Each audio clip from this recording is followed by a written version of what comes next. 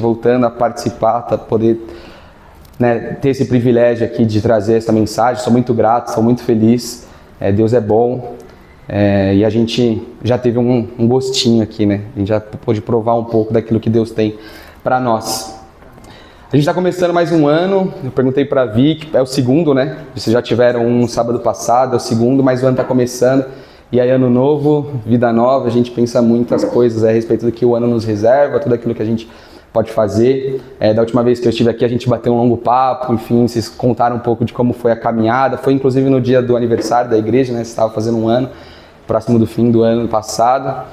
Então vocês estão entrando no segundo ano de plantação, num novo ano, algo que Deus tem preparado. E a pergunta que fica é o que Deus tem reservado para nós, né? Diante de tudo que foi feito, diante de tudo que foi vivido no ano passado, nesse primeiro ano de plantação, o que mais pode vir do Senhor? O que o Senhor espera de nós? O que o Senhor tem reservado para nós? O que o Senhor tem reservado para a Red Home, para essa casa, para vocês, de forma individual, de forma coletiva? E aí eu queria que vocês abrissem a Bíblia de vocês em Lucas, capítulo 14, versículo 25, quem puder. Fechou, bom. Lucas 14, 25. Acho que Deus ele acaba sendo engraçado muitas vezes, né? No meio do louvor aqui, Deus já acabou trazendo um pouco do que Ele colocou no meu coração, que Ele trabalhou no meu coração. Amém? Pode ler? Do versículo 25, então diz assim: uma grande multidão ia acompanhando Jesus. Este, voltando-se para ela, disse: se alguém vem a mim e ama seu pai, sua mãe, sua mulher, seus filhos, seus irmãos e irmãs e até a sua própria vida mais do que a mim, não pode ser meu discípulo. E aquele que não carrega a sua cruz e não me segue não pode ser meu discípulo.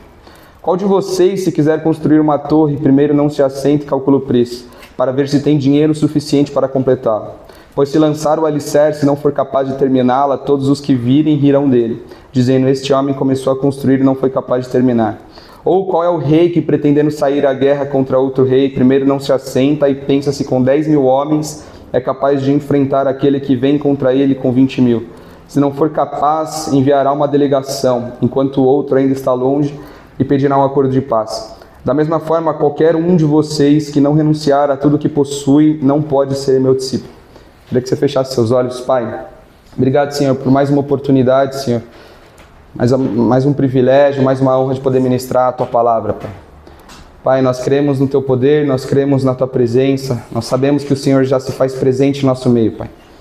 Pai, eu peço que o Senhor venha falar conosco através da minha vida, Pai, que eu seja apenas um instrumento nas Tuas mãos, mas que toda palavra venha do Senhor, Pai. Que todo mérito, que toda honra e toda glória seja do Senhor, Pai.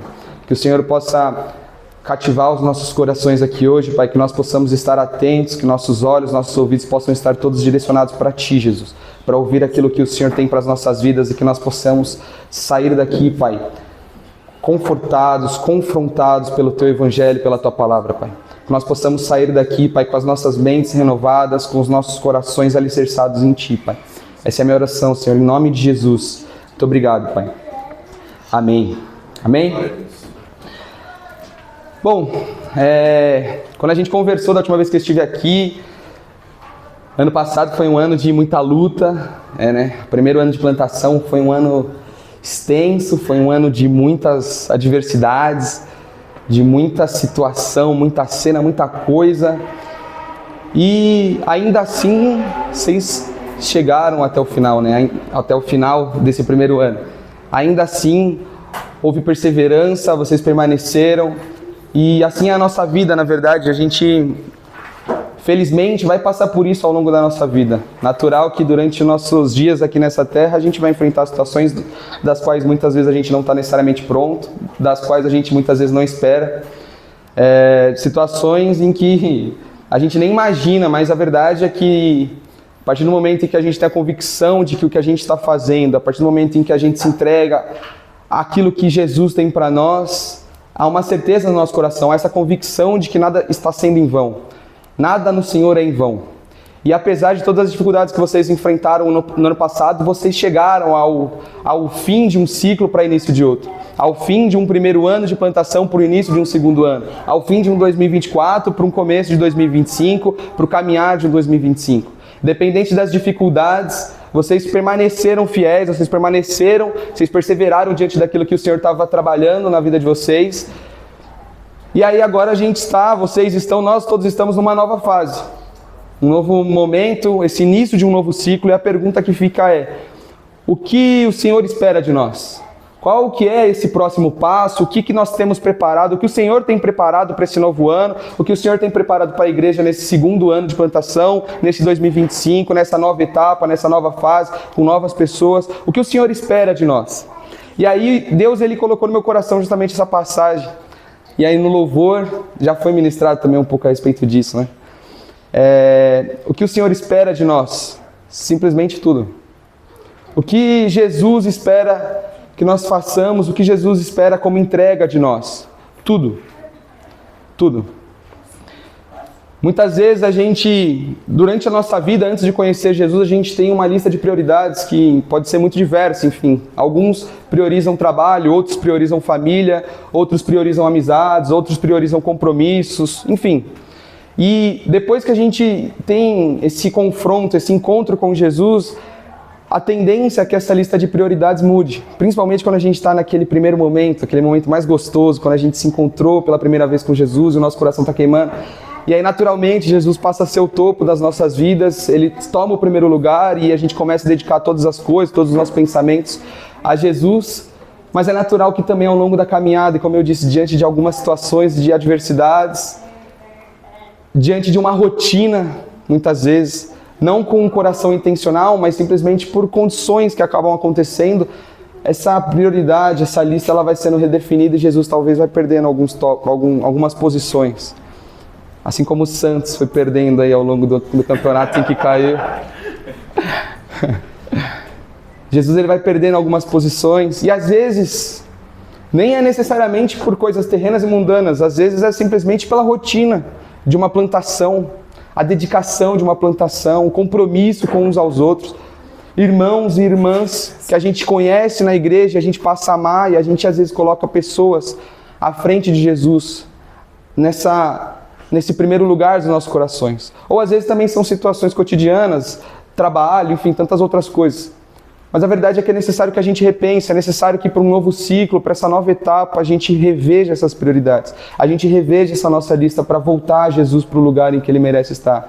Para colocar Jesus no lugar do nosso coração onde Ele realmente merece. Onde Ele pede para que a gente coloque, que é nesse primeiro lugar. Nesse trecho, algumas coisas me chamam a atenção nessa passagem. A primeira é que Jesus está falando para uma multidão. E aí, justamente falando para uma multidão, ele vem falar a respeito de discipulado, ele vem falar a respeito do preço que é ser um discípulo. Quando a gente ouve a respeito dos discípulos de Jesus, a gente sabe que não era uma multidão. Eram 12, das pessoas que caminhavam com Jesus eram em torno de 150, pessoas mais próximas. Mas quando a Bíblia fala multidão, provavelmente eram muito mais pessoas, provavelmente eram milhares de pessoas. Se quando Jesus multiplicou pães e peixes tinha mais de 5.000 pessoas, então provavelmente devia ser a média que se juntava durante as cidades que Jesus passava. E aí ele fala que ele estava falando com uma multidão a respeito de discipulado, e isso me chama atenção, porque diante de uma multidão nem todos aqueles se tornaram discípulos. Diante de uma multidão nem todos eram discípulos. Nem todos estiveram dispostos a pagar esse preço que Jesus mencionou a respeito do que custa um discipulado com ele. E a pergunta que fica para nós é como nós nos enxergamos diante dessa situação. A gente muitas vezes se coloca numa posição de discípulo, a gente se coloca numa posição de multidão. E a diferença aqui entre multidão e discípulo é que o discípulo ele se satisfaz em estar perto do mestre. Um discípulo ele tem prazer em ouvir e aprender do mestre. Um discípulo ele tem momentos íntimos com o mestre. O discípulo ele tem prazer em ouvir e ser exortado pelo mestre. A multidão não, a multidão ela está buscando algo para ela tem uma ambição, ela tem uma motivação egoísta. Muitas vezes eles estavam buscando milagres, muitas vezes eles estavam buscando coisas mais simples como alimentação, mas a partir do momento que Jesus entregava aquilo que eles careciam, eles iam embora. A partir do momento que Jesus entregava aquilo que supria o coração humano e egoísta deles, eles iam embora. Mas os discípulos permaneciam. Os discípulos, quando Jesus trazia uma mensagem, quando Jesus apresentava uma parábola, havia uma preocupação de entender aquilo que estava sendo dito. Jesus, ele falava para a multidão e depois ele explicava por detalhe para os discípulos. Como que a gente tem se visto, como que a gente se posicionou em 2024, como que a gente pretende se posicionar em 2025? Como uma multidão que vai a Jesus buscando aquilo que Ele pode nos dar, ou como um discípulo que busca Jesus para aprender dele, que busca Jesus para se entregar por completo e ter dele aquilo que Ele quer revelar para nós? Um novo tempo, um novo ciclo, uma nova etapa é uma oportunidade para que a gente possa tomar uma nova posição. É uma oportunidade para que a gente possa mergulhar mais profundo naquilo que Deus tem para nós, naquilo que Jesus tem a entregar para nós. Amém, aleluia. Esse daí é o primeiro ponto, a respeito da questão de multidão e discípulo.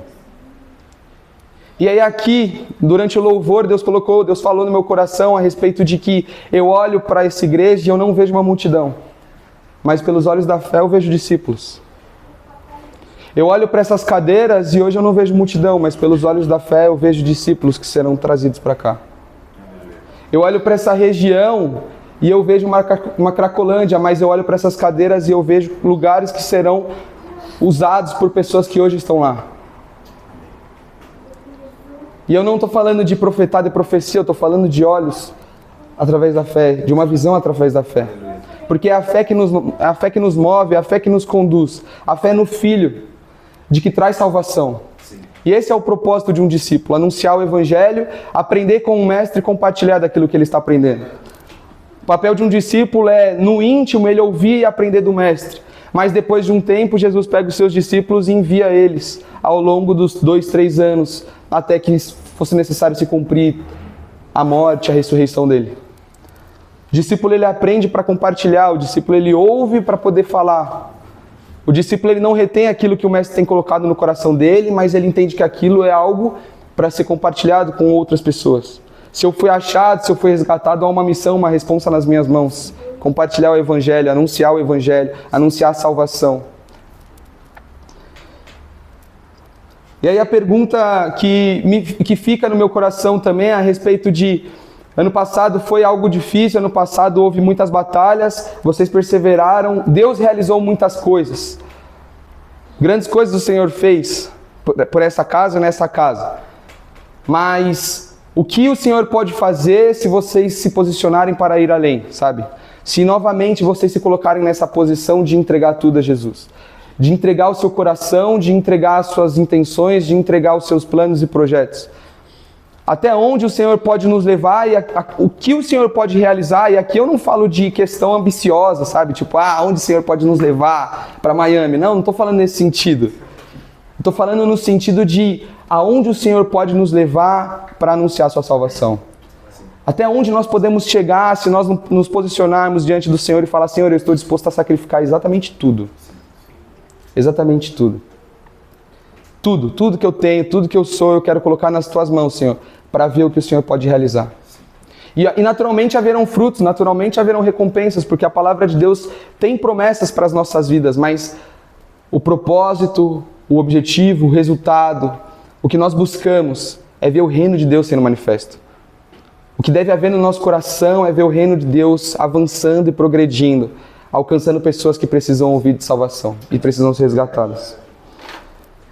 Então, o que pode acontecer se nós nos voltarmos e colocarmos Jesus novamente no topo? Se mais uma vez, em um ato diante do Senhor, nós dissermos: Jesus, eu te entrego tudo. Jesus, eu entendo que o Senhor deve estar na primeira posição. E outra coisa que me chama a atenção é que nesse trecho Jesus ele não fala a respeito de coisas banais e mundanas. Ele não fala a respeito de coisas simples, mas ele fala: se alguém vem a mim e ama seu pai, sua mãe, sua mulher, seus filhos, seus irmãos e irmãs e até a sua própria vida. Aqui ele não está falando de coisas simples como um carro, sabe? Como coisas passageiras, como coisas supérfluas. Ele está falando a respeito de coisas importantes, ele está falando a respeito de um pai que te criou, de uma mãe que te criou. Eu não sei quem você tem no seu coração hoje como a pessoa mais importante. Hoje no meu coração a pessoa mais importante depois de Jesus é minha mãe. A pessoa que se dedicou ao longo da minha vida para que eu pudesse crescer, para que eu pudesse progredir, para que eu pudesse alcançar alguns sonhos. Ele não está falando de qualquer coisa. Quando ele fala a respeito de colocar-se à frente da minha mãe, não é qualquer coisa. E aí talvez você tenha alguém no seu coração, sua mãe, seu pai, sua esposa, seus filhos, ou a sua própria vida. Jesus não está falando de qualquer coisa aqui. Mas ainda assim ele se coloca como a prioridade nas nossas vidas. Ainda assim ele diz que ele deve ser a prioridade das nossas vidas. Se for necessário E aí, o Dani ele falou aqui no nosso país, hoje a gente não tem uma perseguição, há uma perseguição velada, há um preconceito, mas diante do que os nossos irmãos na Ásia, na Coreia do Norte, em tantos países sofrem, o que é a gente às vezes sofrer um preconceito no nosso trampo, alguma coisa assim. E aí imagina esses irmãos, e muitos irmãos vivem isso, vivem essa palavra na nossa realidade, na realidade deles. Isso não é uma realidade para nós, mas imagina você ter que escolher entre ver um filho morto para continuar a permanecer crendo no nome de Jesus. Você vê uma pessoa com a arma na cabeça da sua esposa, da sua mãe, dizendo negue Jesus, e você falar, não, eu não nego. É difícil às vezes a gente se ver nessa posição, essa é uma realidade para eles. Mas é necessário que a gente consiga, pelo menos, tentar se colocar numa posição dessa, sabe? Imagina numa situação dessa e você permanecer sabendo que Jesus é prioridade. Você permanecer sabendo que Jesus deve ser o topo. Não porque você deixa de amar a sua mãe, deixa de amar aqueles que ele se refere aqui, mas porque você entende que há algo muito maior em Jesus e que Jesus te entregou algo muito maior do que qualquer outra pessoa pode entregar.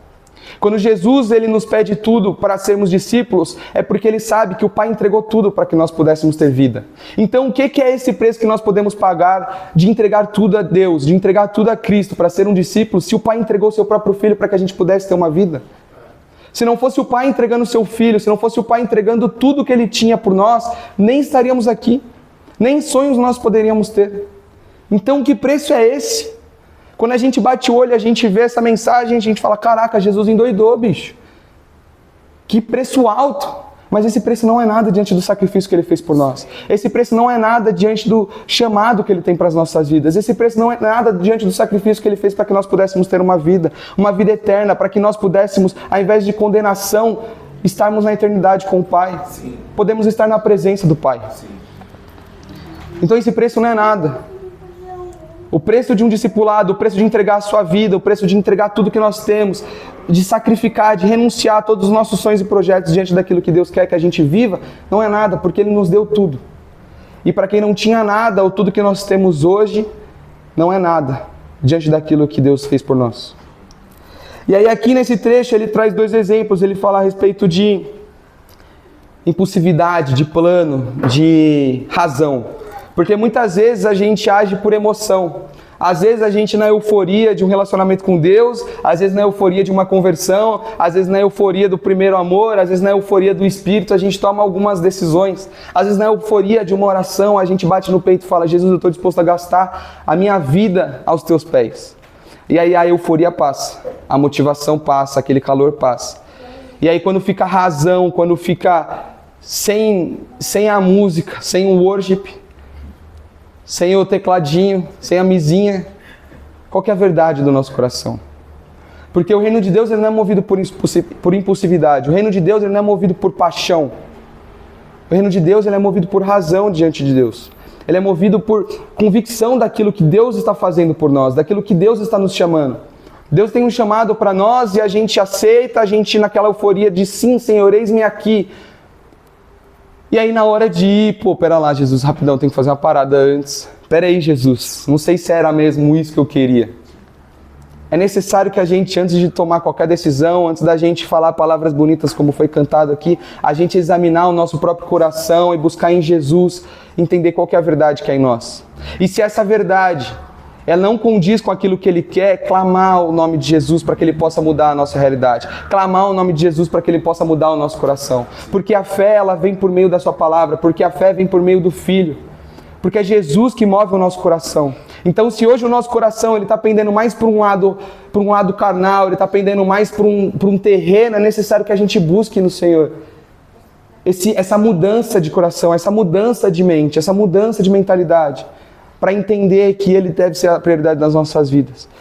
E que nós precisamos caminhar segundo a fé diante dEle. Caminhar diante daquilo que Ele está nos apontando. Muitas vezes não enxergando o caminho, muitas vezes não enxergando o segundo degrau, apenas o primeiro. Assim como Pedro diante da água. Mas confiando no Senhor de que Ele nos chamou e Ele é fiel para cumprir aquilo que Ele está nos chamando. O Senhor tem um plano para nós e não é um plano particular, não é um plano privado, não é um plano de carreira. Não é um PDI, um plano de desenvolvimento. Não, mas o Senhor tem um plano para as nossas vidas, para que nós sejamos instrumentos nas mãos dele, para que o reino dele continue avançando, para que o reino dele continue crescendo, para que pessoas sejam impactadas, para que pessoas que hoje estão gastando as suas vidas com coisas mundanas possam encontrar o Salvador e passar a gastar a sua vida agora diante dos pés dele. Pessoas que acham que estão livres, pessoas que acham que têm liberdade, mas na verdade estão vivendo essa falsa liberdade, possam viver uma escravidão, mas diante de Deus. Porque mais vale ser um servo diante de Deus e gastar as nossas vidas do que viver essa falsa liberdade, achando que a gente está conquistando e crescendo, quando na verdade a gente só está indo para o buraco. É isso que Deus tem para nós. É isso que Deus espera de nós. Então o reino de Deus ele não é movido por impulsividade. É necessário que haja razão em nós. É necessário que a gente, quando for buscar falar com o Senhor, examine o nosso coração. Para não focar nas palavras bonitas, mas para focar na verdade no nosso coração. Diante de Deus não há máscara que possa nos cobrir a nossa verdade, cobrir aquilo que nós realmente pensamos.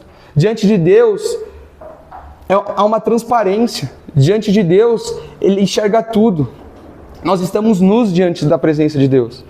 Então, antes de pensarmos em palavras bonitas, é necessário que a gente exponha o nosso coração. Mais vale a gente expor, abrir o nosso coração. E mesmo que o nosso coração esteja manchado e sujo, é o lugar onde a gente deve abrir.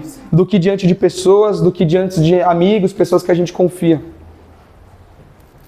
Não deve haver vergonha em nós, em nos expor ao Senhor, porque é justamente lá onde a gente vai encontrar renovo, é justamente lá onde a gente vai encontrar transformação. É diante da presença de Deus onde a gente vai ter os nossos erros, as nossas falhas não apontados, mas mudados pela sua presença.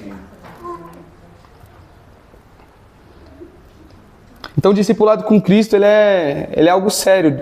Discipulado com Jesus não é algo que a gente diz sim da noite para o dia e da noite para o dia já não faz mais sentido isso para nós como realidade. Discipulado com Jesus não é algo que a gente toma diante de toma posição diante de um simples momento, mas a gente não tem culhão depois para permanecer diante daquilo que a gente aceitou.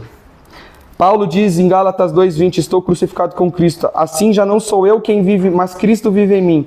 A vida que agora vivo no corpo, vivo pela fé no Filho de Deus, que me amou e se entregou por mim. Quem diz sim para Cristo, discipulado com Cristo, quando a gente decide renunciar e decide colocar Jesus no topo de tudo, a gente entende que a nossa vida não nos pertence mais. Então não há plano que eu possa fazer, não há nada que eu possa traçar que vá valer mais, porque eu não tenho mais jurisdição, eu não tenho mais autoridade diante da minha própria vida.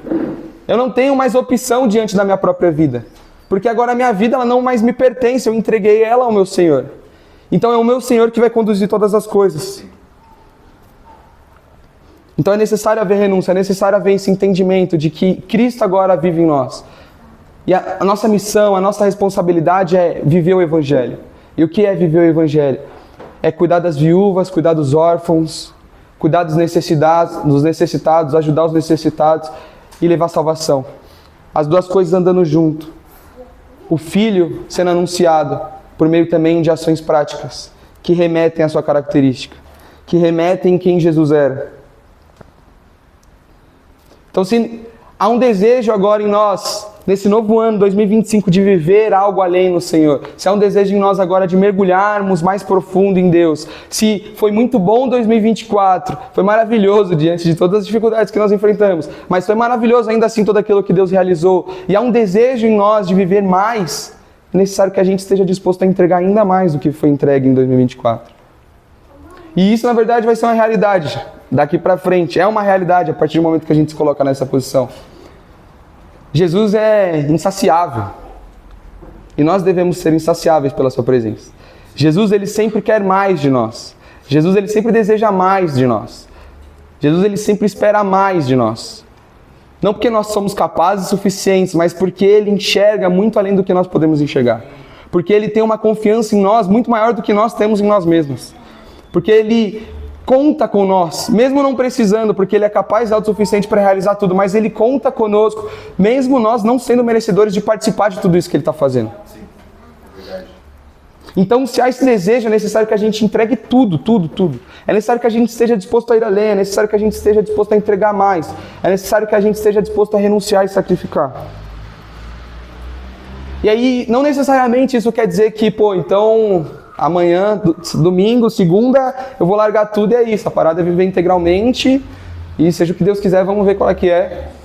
Se Deus tem esse plano para a sua vida, Ele revelou isso, amém, mas não é necessariamente nisso que se aplica, mas é entender que ainda que a gente viva a nossa vida de maneira rotineira, cotidiana, Deus ele pode ser manifesto através das nossas vidas nessa rotina. Deus pode ser manifesto através da nossa vida no cotidiano.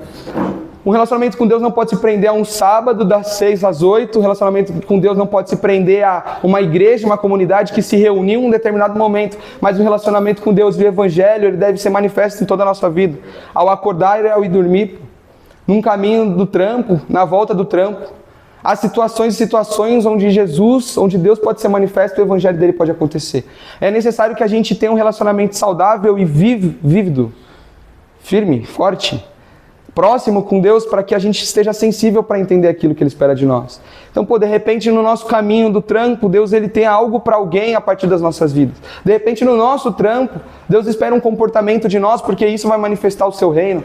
Porque pessoas vão enxergar o seu caráter, porque as pessoas vão enxergar a sua presença através das nossas vidas. É necessário que, às vezes, num momento de lazer, a gente tome uma posição diante daquilo que Deus sopra no nosso ouvido. É necessário que, às vezes, num momento de correria, a gente pare para olhar aquela pessoa que está sentada na calçada, precisando de atenção, de oração. É necessário que, durante momentos onde a gente está disperso, a gente coloque a nossa cabeça no lugar para estar sensível para ouvir aquilo que Deus tem para nós. Não pessoalmente, mas para que nós possamos realizar para o outro. 1 Coríntios 10, 31, Paulo diz: assim, quer vocês comam, quer bebam, quer façam qualquer coisa, façam tudo para a glória de Deus. Então deve haver esse entendimento que ainda que numa rotina, ainda que num momento cotidiano, nós podemos e devemos glorificar ao Senhor, glorificar a Deus através das nossas vidas. E às vezes a gente pira, cara, tipo assim, numas paradas muito absurdas, sabe? Não, eu vou sair aqui agora, acabando esse culto, eu vou daqui até a República lá e todo mundo que passar na minha frente, todo mundo que travar o meu caminho vai ouvir sobre Jesus. E às vezes a gente se prende na grandeza, né, nesses atos maiores, e no fim a gente acaba não fazendo nem os maiores e nem os menores. Preocupação do Senhor não é em grandeza, mas é em obediência. Preocupação de Deus não é na gente se propor a fazer grandes coisas, grandes movimentos, grandes atos, mas negligenciar os pequenos. Se propor a fazer grandes coisas e no fim não fazer nem aquele nem esse. A preocupação do Senhor está nos detalhes, a preocupação de Deus está no mínimo. A preocupação de Deus está em muitas vezes momentos em que a gente já está vivendo, já está passando, mas que aquele momento pode ser um pouco diferente. Porque agora a gente passa a olhar com outros olhos, olhando como uma oportunidade para que o nome de Deus seja glorificado. Então é necessário que a gente tenha esse entendimento, é necessário que a gente entenda que o discipulado com Cristo, essa vida com Jesus, é necessário entregarmos tudo. E o que nós poderemos viver, o que a Red Home pode viver, o que cada um de nós, de forma individual, podemos viver, se nós de fato estivermos dispostos nesse ano de 2025 a entregar tudo ao Senhor. A dedicar as nossas vidas, a dedicar as nossas 24 horas, a dedicar todos os nossos pensamentos, a buscar o Senhor para que Ele revele e para que Ele trabalhe em nós essa fome, essa sede pela Sua presença. Se não há, se de repente a gente acorda e o primeiro movimento que a gente faz é abrir o Insta, e é comum, pô. Quem nunca? Eu direto. Abrir o WhatsApp. Se nessas mínimas coisas, sabe? Se antes de dormir não há um interesse em nós de falarmos com o Senhor, se durante o nosso dia não há um interesse nosso de falarmos com o Senhor, que nós possamos buscar no Senhor para que Ele coloque isso em nós. Que nós possamos buscar no Senhor para que Ele desperte essa fome, esse desejo por mais dEle. Porque isso é algo que vem dEle, é natural que Ele coloque em nós. Nós nunca vamos querer buscar a Deus, nós nunca vamos querer viver e realizar aquilo que Deus quer. Porque o nosso coração é corrompido, porque a nossa carne ela é frágil. É necessário que o Espírito de Deus coloque isso em nós. Que o Espírito de Deus fale aos nossos ouvidos, que Ele movimente o nosso coração. Então que nós possamos buscar também no Senhor. Senhor, eu sei que eu sou falho. Senhor, eu sei que eu tenho passado tanto tempo assim, tipo, numa inércia, sabe? Mas eu quero mais, eu quero provar mais. Não só no sábado às 6, às 7, às 8, mas eu quero provar na segunda às 13, eu quero provar na quinta às 9. Eu quero provar do Senhor em momentos em que eu muitas vezes nem lembro do Senhor. Eu quero provar no meio do trampo, eu quero provar no momento de lazer, eu quero provar no meio da série que eu estou vendo no Netflix. buscarmos mais no Senhor, essa fome e essa sede por Ele, para que nós possamos viver além daquilo que nós estamos vivendo. Se é bom o que nós estamos vivendo, se é maravilhoso o que nós estamos vivendo, quão melhor não será aquilo que o Senhor tem reservado para frente? Quão melhor não será aquilo que o Senhor tem preparado para nós? Em Lucas 9,62 diz, Jesus respondeu, ninguém que põe a mão no arado e olha para trás é apto para o reino de Deus. Então se a gente toma essa posição, é uma posição firme, é uma posição que não tem volta, é uma posição que não pode regredir. Se nós escolhemos ser discípulos de Deus, então é isso, cara. A partir de agora é daqui para frente.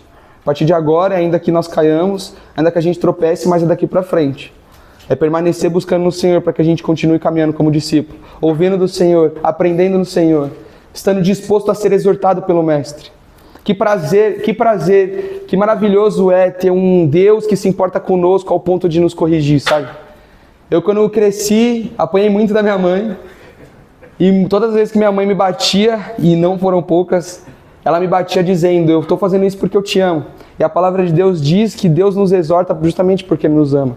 Que privilégio, que prazer é saber que Deus se importa conosco ao ponto de nos corrigir para que a gente possa permanecer no seu caminho. Que Deus nos ama tanto ao ponto de nos corrigir para que a gente não se perca, para que a gente possa viver aquilo que Ele tem reservado para nós.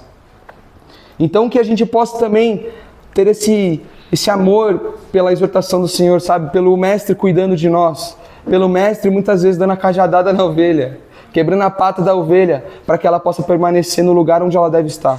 Porque é melhor a gente estar ferido pelo Senhor, mas na posição onde Ele espera que nós estejamos, do que a gente estar são e saudável num lugar errado, num lugar onde a gente não deveria estar. E aí às vezes tipo assim, putz, mas caramba, 2024 foi mó treta, mó cansaço. Pô, não sei se eu tô disposto a viver a mesma parada assim em 2025, né? Então se 2024 foi intenso, cara, nossa, sei lá se 2025 tô na mesma pegada, sabe? Mas Paulo em Filipenses 3, 13, 14 diz, irmão, não penso que eu mesmo já o tenha alcançado, mas uma coisa faço, esquecendo-me das coisas que ficaram para trás e avançando para as que estão adiante, prossigo para o alvo, a fim de ganhar o prêmio do chamado celestial de Deus em Cristo Jesus. Ainda que 2024 tenha sido treta, ainda que 2024 tenha sido bom, ainda que muitos momentos de dificuldade, ainda que muitos momentos de maravilha, assim, sabe? A gente não deve se apegar ao que foi feito, ao que foi realizado, mas a gente deve ansiar por mais. A gente deve olhar para frente, ansiando por o que o Senhor tem reservado para nós daqui para frente. O que nós podemos viver no Senhor daqui para frente. Dificuldades e bons momentos, mas o que o Senhor tem para nós, se nós continuarmos olhando para frente e caminhando diante ao caminho de Jesus. Caminhando diante ao caminho que leva para a eternidade. A gente não deve se apegar ao que foi feito. A gente não deve se apegar ao que foi difícil. A gente não deve se apegar ao passado, mas a gente deve olhar para frente, disposto a viver tudo aquilo que Deus quer realizar em nós e através de nós. E aí aqui tem um chá de humildade danado aqui de Paulo, porque ele, irmãos, não penso que eu mesmo já o tenha alcançado. Pô, Paulo, já na prisão, já tendo apanhado, já tendo vivido muita coisa, já tendo plantado muita igreja, já tendo sofrido, já tendo vivido coisas boas e coisas ruins. Esse cara ainda numa posição dessa, ele diz, pô, eu ainda não alcancei, não olha para mim como se eu já tivesse alcançado. Então, diante de tudo aquilo que a gente já viveu, diante de tudo aquilo que a gente já realizou, diante de todas as coisas que o Senhor realizou através das nossas vidas, a gente não deve olhar para isso com essa soberba, a gente não deve olhar para isso com essa posição de, pô, mas eu já fiz muito, meu. Pô, mas eu já deitei, já rolei. Pô, mas minha cota já tá, minha cota aí do reino de Deus já foi entregue, tem gente que tá devendo. Não, pelo contrário, ainda há muito para que a gente precise fazer para alcançar o Cristo. Ainda há muito que a gente precisa fazer para alcançar a eternidade. Não no sentido de que o que a gente faça nos reserva a eternidade, porque ela vem por meio da graça de Deus, mas é no sentido de que sermos participantes daquilo que Deus está realizando. Se nós já fizemos muito, ainda há muito mais para fazer, não foi nada. Não foi nada diante daquilo que Deus fez por nós. Então a gente não pode ficar se apegando a pequenas coisas. É necessário que a gente tenha essa humildade de reconhecer que é Ele que faz e que ainda que nós possamos gastar a nossa vida inteira nessa terra, seja 30 anos, seja 70, seja 100 anos gastados diante do Senhor, ainda não é nada. Porque todo o mérito, toda a honra é dele, toda a glória é dele. O nosso papel é a gente se colocar numa posição de obediência e estar disposto a viver aquilo que Deus quer para nós. Amém? Queria que você fechasse seus olhos. Pai, novamente, Pai, obrigado, Senhor. Obrigado porque o Senhor é fiel. Obrigado porque o Senhor é bom. Obrigado, Pai, porque mesmo diante de tantas situações, mesmo diante de tantas dificuldades, mesmo diante de tantos momentos bons, o Senhor permanece, Pai. O Senhor não é um Deus que muda. O Senhor não é um Deus que depende de momentos. O Senhor é o Deus que permanece sendo fiel e leal àqueles que o amam, Pai. O Senhor é um Deus que derramou do teu amor sobre nós, mesmo nós ainda sendo inimigos seus. O Senhor é um Deus que nos ama ao ponto de entregar o seu Filho, para que nós pudéssemos ter uma vida verdadeira, para que nós pudéssemos ter uma vida abundante, para que nós pudéssemos alcançar uma vida eterna. E nós somos gratos por isso, Pai. Pai, eu oro para que o Senhor venha cravar essa mensagem nos nossos corações, Pai. Senhor, eu oro para que nós possamos ter entendimento do preço do discipulado, do preço que é escolher caminhar com o Senhor, Pai. E ainda que pareça muito aos nossos olhos, que haja um entendimento de que não é nada diante do preço que o Senhor pagou, Pai. Pai, eu oro para que o Senhor possa colocar em nós, Senhor, um desejo, uma fome, uma sede por mais de Ti, Pai. Para que nós possamos permanecer avançando diante do alvo que é o Senhor, permanecer avançando diante das coisas que o Senhor tem planejado, tem preparado para nós, Pai. Permanecer, Senhor, diante da Tua presença, vivendo aquilo que o Senhor tem sonhado para as nossas vidas, Pai. Pai, eu creio na Tua palavra e a Tua palavra, Pai, ela é imutável. A Tua palavra diz que o Senhor coloca em nós tanto o querer quanto o efetuar. Que o Senhor é o responsável por colocar em nós tanto o desejo quanto a realização disso, Pai. Se, Senhor, esse sonho, essa plantação, ela chegou ao coração do Dani, foi porque ela nasceu primeiro no Teu coração, Pai. E eu creio, Senhor, que há algo para ser realizado aqui, Pai. Eu creio, Pai, que esse bairro, ele há de ser impactado pelas pessoas que estão aqui, Pai. Pai, eu creio, Senhor, que há uma obra a ser realizada aqui através do Teu Espírito, Pai. E a minha oração, Pai, é que o Senhor venha colocar nos corações que estão aqui, colocar nos nossos corações, Pai, essa convicção, Senhor. Colocar, Senhor, nos nossos corações essa ousadia, Pai, essa disposição, essa disponibilidade de viver o Teu Evangelho de maneira plena, Senhor. Viver o discipulado, viver o Teu chamado de maneira plena, Pai. Que não haja, Senhor, impulsividade, que não haja, Senhor, emoção, mas que haja, Senhor, uma razão diante daquilo que o Senhor falou aos corações, Pai. Que haja um entendimento pleno diante daquilo que o Senhor falou aos corações, Pai. Que o Senhor, Pai, possa capacitar, que o Senhor, Pai, possa preparar cada oportunidade, que o Senhor, Pai, possa levantar ainda mais pessoas dispostas a pagar esse preço, Pai. Que cadeiras, Pai, que hoje aqui estão vagas, que sejam cheias de pessoas dispostas a entregar e gastar as suas vidas aos pés do Criador, aos pés do Senhor, aos pés daquele que nos amou primeiro. Pai, se hoje nós amamos o Senhor, é porque o Teu amor foi derramado sobre nós primeiro, Pai. Se hoje nós entregamos as nossas vidas ao Senhor, é porque o Senhor entregou o Teu Filho. Se nós hoje pagamos um preço, é porque o Senhor pagou muito mais do que nós podemos pagar, Pai. E nós somos gratos por isso, Pai. Que haja essa convicção, que haja essa certeza nos nossos corações diante daquilo que o Senhor tem preparado para nós, Pai. Nós somos gratos. Obrigado, Jesus, pelo Teu amor. Em nome de Jesus, amém.